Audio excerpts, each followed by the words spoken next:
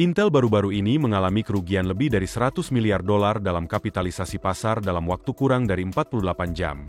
Bukan karena kegagalan teknis tetapi akibat keputusan yang dibuat secara diam-diam di Beijing.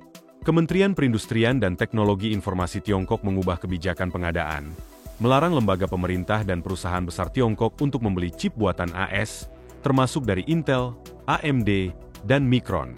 Hal ini dilakukan dengan alasan kedaulatan digital dan risiko rantai pasokan.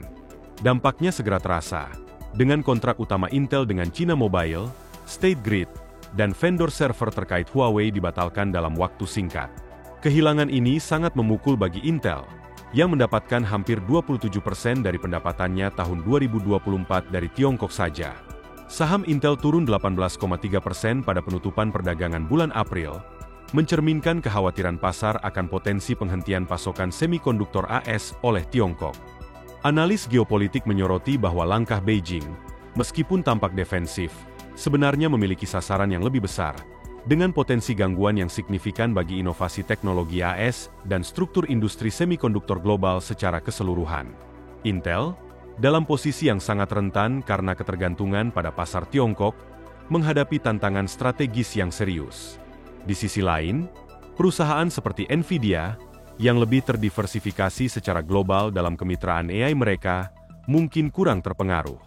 Dengan demikian, jatuhnya valuasi Intel juga berdampak luas pada ETF semikonduktor utama, menunjukkan dampak struktural yang mendalam pada industri teknologi global. Pengurangan nilai saham Intel bukanlah kejutan tiba-tiba, melainkan hasil dari serangkaian kegagalan eksekusi dan risiko struktural yang membebani perusahaan selama beberapa tahun terakhir. Pada saat yang sama, pesaing seperti AMD telah berhasil merebut kembali pangsa pasar signifikan dari Intel, sementara Apple dan Amazon mengembangkan kemampuan desain chip internal mereka sendiri, menambah kompleksitas persaingan di industri semikonduktor global. Sejak tahun 2011, Intel menguasai sekitar 80% pasar prosesor PC global. Namun, dominasi itu terus tergerus akibat serangkaian kesalahan strategis dan teknis. Hingga kuartal keempat 2024, pangsa pasar Intel turun menjadi hanya 57%, menurut data dari IDC. Penundaan besar dalam peluncuran teknologi 10 nanometer dan 7 nanometer, membuat kompetitor seperti AMD mampu menyalip dan merebut pangsa pasar. Sementara itu, perusahaan-perusahaan besar seperti Apple dan Amazon memilih untuk mengembangkan chip khusus buatan sendiri, mempercepat tren desentralisasi dalam industri semikonduktor. Kondisi keuangan Intel pun memburuk. Pada kuartal pertama 2023, Intel mencatat kerugian bersih sebesar 2,8 miliar dolar, yang meningkat menjadi 8 miliar dolar pada kuartal keempat 2024. Akibat tekanan tersebut, Intel terpaksa melakukan pemutusan hubungan kerja terhadap lebih dari 12.000 karyawan. Ketika Tiongkok menarik dukungannya pada awal 2025, posisi Intel sudah dalam keadaan rentan. Langkah Beijing bukan sekadar pembalasan ekonomi, melainkan sebuah strategi jangka panjang yang dirancang untuk mengguncang fondasi industri teknologi AS. Dengan memutus satu benang dalam jaringan semikonduktor global, Tiongkok berhasil menciptakan efek domino yang merambat hingga ke jantung Silicon Valley. Peristiwa ini menjadi pengingat penting bahwa dalam perang teknologi modern, keputusan kebijakan bisa memiliki dampak yang lebih dahsyat daripada perkembangan teknologi itu sendiri.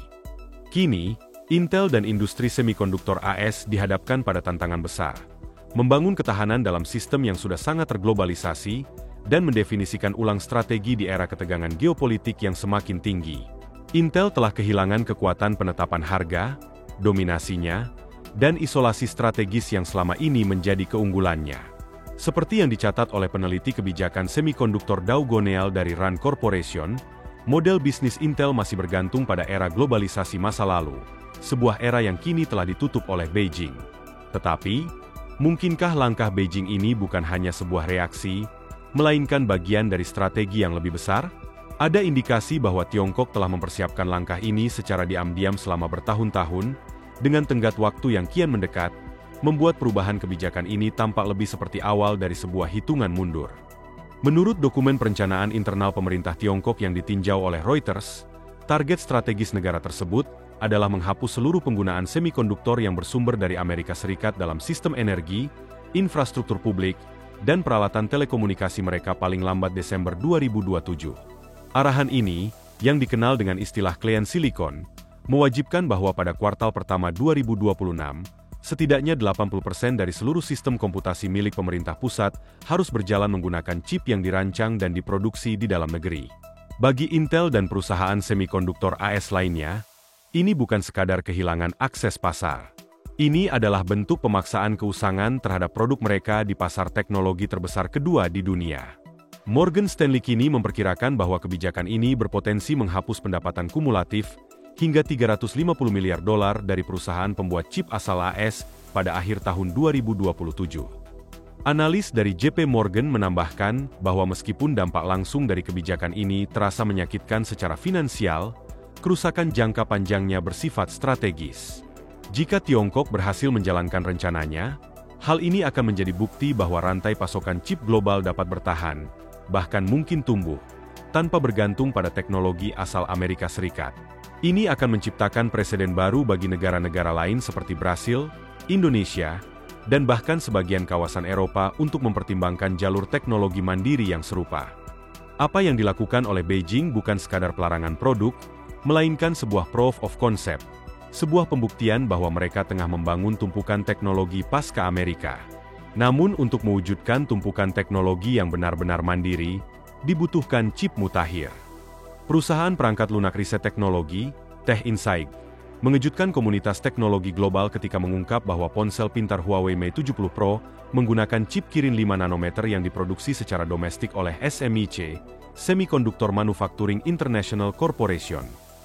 Chip ini dibuat menggunakan mesin litografi DUV, Deep Ultraviolet, generasi lama, namun berhasil mencapai tingkat presisi tinggi berkat teknik multi-patterning, sebuah metode yang sebelumnya dianggap terlalu tidak efisien untuk produksi chip di bawah 7 nanometer tanpa bantuan teknologi EUV, Extreme Ultraviolet. Temuan ini bertentangan langsung dengan asumsi Amerika Serikat, yang selama ini meyakini bahwa tanpa akses ke alat EUV buatan ASML, Belanda, Tiongkok tidak akan mampu melampaui batas teknologi 14 nanometer. Sementara itu, Intel sendiri masih bergulat dengan masalah yield di fasilitas produksi, FAB, barunya di Ohio dan belum berhasil memproduksi Node 18A secara massal.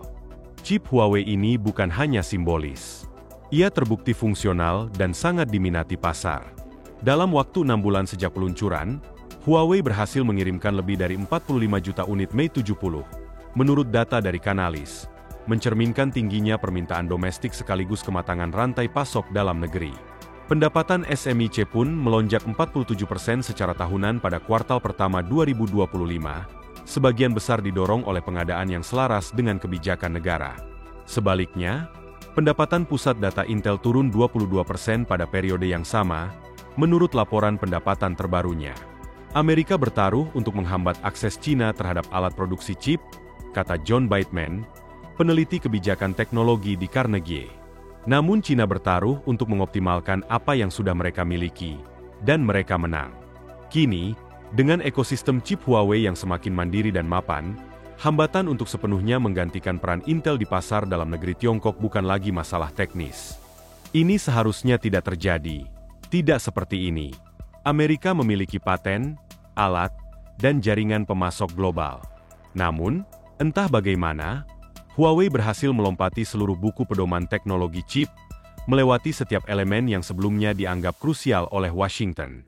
Jika Huawei bisa melakukan ini untuk ponsel pintar, apa yang akan terjadi saat mereka mengalihkan fokus ke server cloud dan chip AI? Apa yang dimulai pada tahun 2015 sebagai peta jalan kebijakan industri kini, telah berkembang menjadi salah satu upaya transformasi industri paling agresif di dunia. Pada kuartal pertama 2025, lebih dari 75% sektor strategis Tiongkok, termasuk jaringan listrik, kedirgantaraan, dan telekomunikasi, telah beralih, setidaknya sebagian, ke pemasok semikonduktor dalam negeri. Perusahaan seperti Huawei, SMIC, dan Longson kini menerima dukungan negara lebih dari $58 miliar per tahun. Sementara perusahaan AS seperti Intel secara sistematis dikeluarkan dari rantai pengadaan pemerintah Tiongkok. Analis Nina Xiang, pendiri China Money Network, mencatat bahwa Beijing tidak lagi berlomba dengan Amerika. Mereka sedang membangun ekosistem paralel yang sama sekali tidak membutuhkannya. Pangsa AS dalam impor chip Tiongkok turun menjadi 28% pada 2024, dari 41% pada 2021. Sementara itu, alternatif domestik kini telah merebut lebih dari 55% kontrak komputasi pemerintah. Pertanyaannya kini bukan lagi apakah Tiongkok dapat menggantikan perusahaan-perusahaan AS, melainkan seberapa cepat mereka bisa berhenti membutuhkannya sepenuhnya. Apakah Intel masih bisa merespon sebelum jembatan penghubung itu diangkat sepenuhnya? Ataukah jendela kesempatan itu telah benar-benar tertutup? Pemerintah AS memang telah membuka peluang melalui Chips and Science ACT, yang menjanjikan insentif federal sebesar 52,7 miliar dolar. Namun pertanyaannya tetap, apakah itu cukup? Dan apakah masih sempat? Chips and Science ACT yang disahkan oleh pemerintah AS dirancang sebagai tameng sekaligus tombak, untuk melindungi industri dalam negeri dan mengejar kembali keunggulan yang mulai tergelincir. Undang-undang ini menyediakan 52,7 miliar dolar dalam bentuk subsidi, insentif pajak, dan pendanaan riset untuk mendorong produksi dan inovasi semikonduktor di tanah Amerika. Namun, pertanyaannya tetap, apakah itu cukup cepat? Sementara proses birokrasi, perizinan, dan pembangunan fasilitas baru di AS bisa memakan waktu bertahun-tahun, Tiongkok telah membangun keunggulan dalam keheningan, menyusun kembali seluruh rantai pasokan, mempercepat adopsi teknologi dalam negeri, dan mengubah kelemahan menjadi kekuatan strategis. Intel, yang pernah menjadi simbol supremasi teknologi Amerika, kini berada di persimpangan jalan yang genting. Perusahaan ini tidak hanya menghadapi tantangan teknis dan finansial, tetapi juga risiko eksistensial. Dikeluarkan dari pasar terbesar kedua di dunia, sambil dikejar oleh pesaing yang didukung penuh oleh negara. Lebih dari sekadar persaingan dagang, ini adalah perlombaan arsitektur masa depan. Siapa yang menguasai chip, menguasai AI.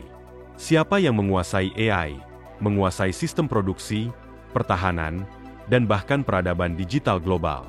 Beijing tidak lagi meminta kursi di meja teknologi global. Mereka sedang membangun mejanya sendiri. Bagi Amerika Serikat dan perusahaan seperti Intel, waktu kini menjadi komoditas paling langka. Tantangannya bukan hanya memproduksi chip yang lebih kecil dan cepat, tetapi juga membangun kembali kepercayaan bahwa ekosistem teknologi Amerika masih bisa memimpin, bukan sekadar bertahan. Seperti yang dikatakan oleh mantan Kepala Staf Gedung Putih Rahm Emanuel, "Never let a serious crisis go to waste." Krisis ini bisa menjadi panggilan kebangkitan, atau peringatan terakhir. Intel diposisikan sebagai penerima manfaat terbesar dari Chips and Science ACT, dengan alokasi sebesar 8,5 miliar dolar dalam bentuk hibah serta tambahan 11 miliar dolar dalam bentuk pinjaman, seperti dikonfirmasi oleh Departemen Perdagangan Amerika Serikat pada Maret 2025. Namun, meskipun pendanaan ini diumumkan secara resmi, pelaksanaannya masih tertunda. Proyek ambisius Intel di Ohio, yang dijuluki Silicon Heartland, kini diproyeksikan baru akan memulai operasi parsial pada akhir 2026, tertunda hampir 1 tahun dari jadwal awal. Penundaan ini disebabkan oleh masalah zonasi serta kemunduran dalam proses konstruksi, menurut laporan Wall Street Journal pada Maret lalu. Sementara itu, pesaing utamanya, TSMC asal Taiwan, berada di jalur yang tepat untuk memulai produksi chip 3 nanometer di fasilitas Arizona mereka pada kuartal ketiga 2025. Sebuah langkah yang mempertegas celah kecepatan eksekusi antara kedua perusahaan. Kesepakatan Intel senilai 8,2 miliar dolar dengan Amazon Web Services, yang diumumkan pada Februari, memang menawarkan bantalan pendapatan jangka pendek. Namun, para analis di Bernstein memperingatkan bahwa itu belum tentu cukup untuk menutupi potensi kerugian pendapatan tahunan sebesar 13,7 miliar dolar yang diproyeksikan Intel akibat hilangnya pasar Cina pada tahun 2027.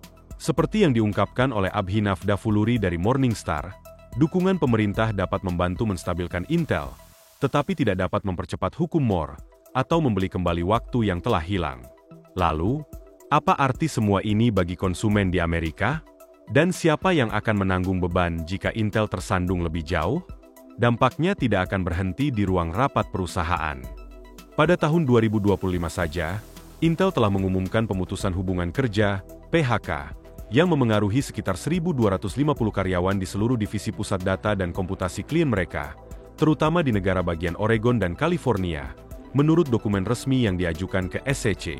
PHK ini terjadi setelah penurunan tajam 19% dalam pengiriman prosesor klien pada kuartal pertama, akibat langsung dari permintaan global yang melemah dan hilangnya pesanan internasional, terutama dari pasar Tiongkok. Konsumen juga diperkirakan akan segera merasakan dampaknya. Berdasarkan peta harga yang bocor dan ditinjau oleh Bloomberg Tech, sejumlah produsen perangkat, OEM, seperti HP dan Dell telah merencanakan kenaikan harga sebesar 12 hingga 17% untuk model-model laptop dan desktop terbaru yang menggunakan chip Intel. Dalam waktu dekat, harga perangkat elektronik akan naik, pekerjaan akan hilang, dan rantai pasokan teknologi akan terus bergeser.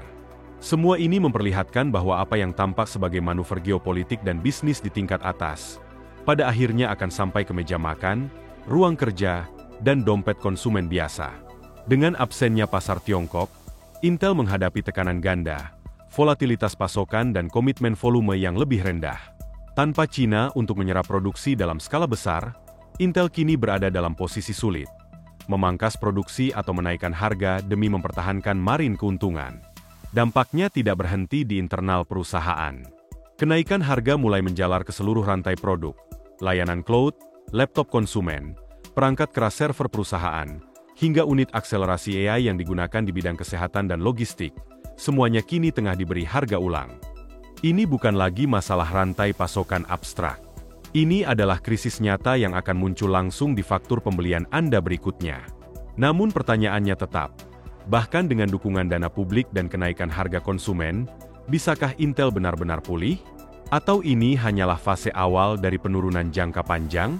Masa depan Intel kini bergantung pada perlombaan antara modal dan relevansi.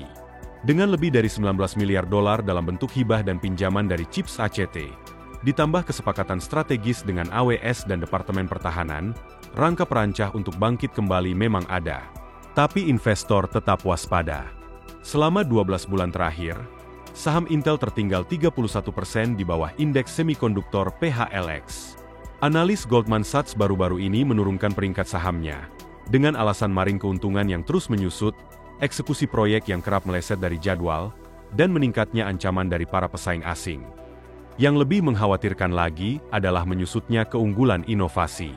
Node 18A milik Intel baru diperkirakan akan mencapai produksi massal pada pertengahan 2026, saat Samsung dan TSMC sudah memproduksi chip 3 nanometer secara komersial, dan bahkan tengah menguji prototipe 2 nanometer.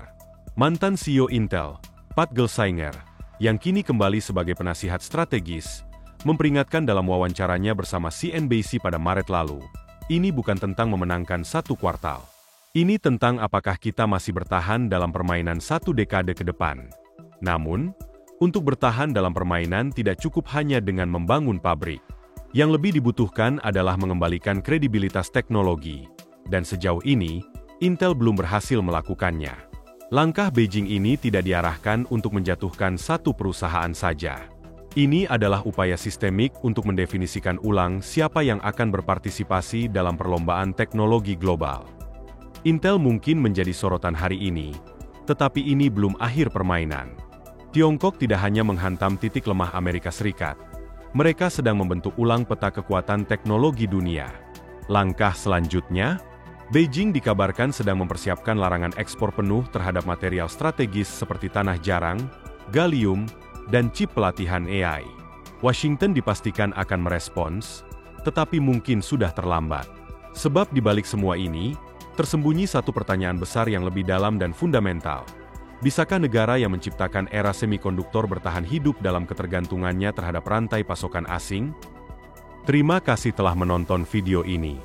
Jangan lupa untuk menyukai dan berlangganan. Lihat juga video-video menarik lainnya di akun kami.